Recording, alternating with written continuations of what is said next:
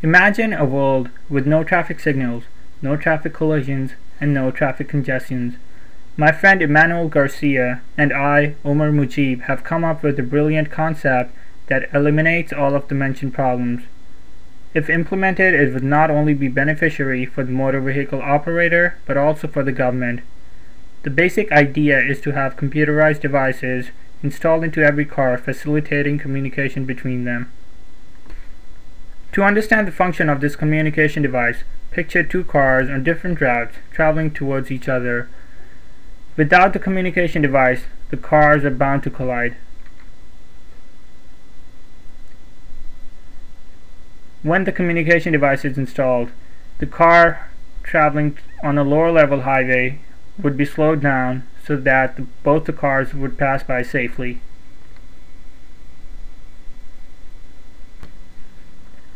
If there are three cars traveling towards each other and two of them are bound to collide, the communication device will work in such a way that neither of the car wastes too much time and they all pass by safely.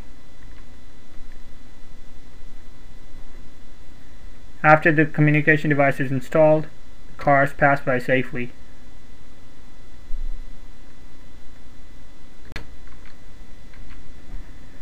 The change in speed will be calculated using algorithms that will work on minimizing the time involved, meaning that neither car is slowed down to a great extent but up to the level that will permit the cars to cross by within a safe distance. The safe distance will be calculated using another algorithm that involves the speed of both the cars and will be authorized by the government.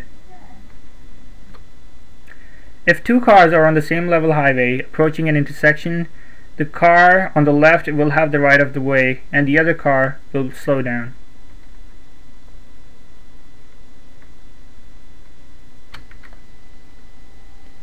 The communication device will work like a GPS-based system.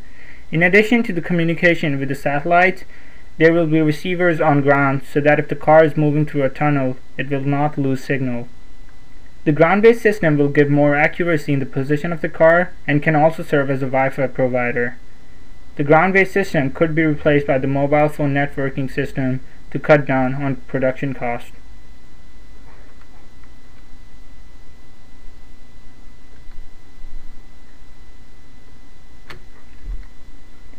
The communication device will come in a set and will be installed by the local DMV. The set will include a central device that will run on the car's battery and sensors called extremes installed at all four ends of the car, giving a clear dimensional analysis to the central device and will be able to tell if the car is being turned. The extremes will also be installed in add-ons to the vehicles such as trailers and boat carriers. In addition, there will be a hydraulic device attached to the braking system that will control the brakes. The braking system will take into account the local weather and account for traction when braking in rain and snow. There will be indicators that would tell the driver to make a left or right turn and adjust to the traffic flow. The GPS will be linked to the communication device and will be so much into the network that it will make a perfect route, which will decrease the traveling time.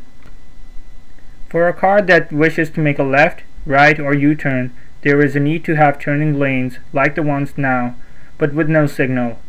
As a car comes to a stop in the turning lane, the communication device will find if there is a gap in traffic, or if not, it will make one within 30 to 45 seconds by slowing down the oncoming traffic. If there is a vehicle in the blind spot on the left that the driver doesn't notice and he wishes to change lanes, the communication device will slow down the car and the ones behind, if there are any, when the cars get into an unsafe horizontal distance. The horizontal distance would be determined using the extremes. The turning signals will produce the same effect.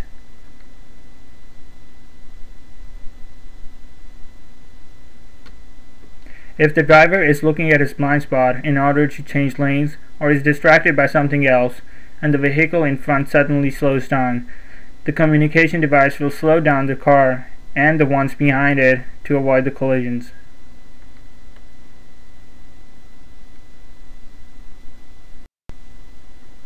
For pedestrian crossings, there will be two traditional poles on both ends of the crosswalks that will have a button on them. When pedestrians press the button, it is going to give them a signal to move. But instead of a red signal for the oncoming traffic, the crosswalk system will be connected with the communication device, and it will find a gap or slow down oncoming traffic.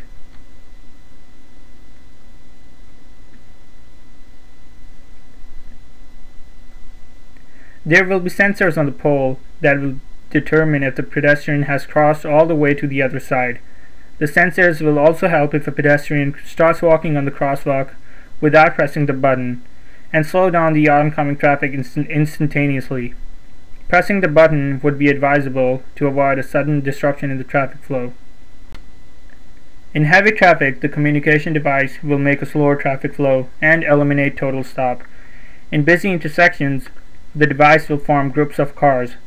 In a case where there are 100 cars traveling north and 100 cars traveling east approaching an intersection, the device will form groups of 15 or 20 depending on the amount of traffic and the speed of the flow, and first let a group traveling east cross the intersection, followed by a safety gap, then a group traveling north, then another safety gap, then the second group traveling east, and so on.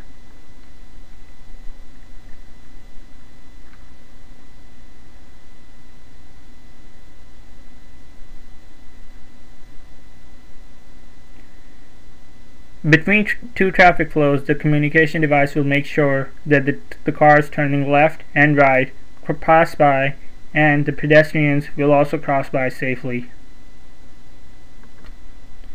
The device will also help emergency vehicles like police cars, fire brigades, or ambulances. They will have the same device but with a lot of administrative controls. As soon as the sirens are turned on, it will have the right-of-way in all the intersections, and when going straight, all the vehicles in front will be indicated to move to the right, making room for the emergency vehicle. This will decrease the time it takes for the emergency vehicle to get to its destination. The police will have the privilege of slowing down a suspected motor vehicle and track down a vehicle if it is stolen. This will be done using the car's plate number and will work in such a way as in identifying computers through their IP addresses.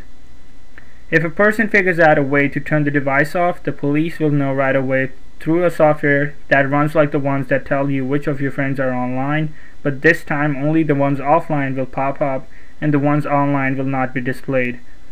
It will even give the exact position of where it was the last time. To protect privacy, every time a policeman checks a vehicle's location, it will be recorded and will be viewable online or via mail to the owner. When the car is turned off, the device will give out a weak signal through a rechargeable battery to ensure that it is functional. The benefits to the government will be the initial revenue from the installation of the device and the ticket imposed on tampering or turning the device off.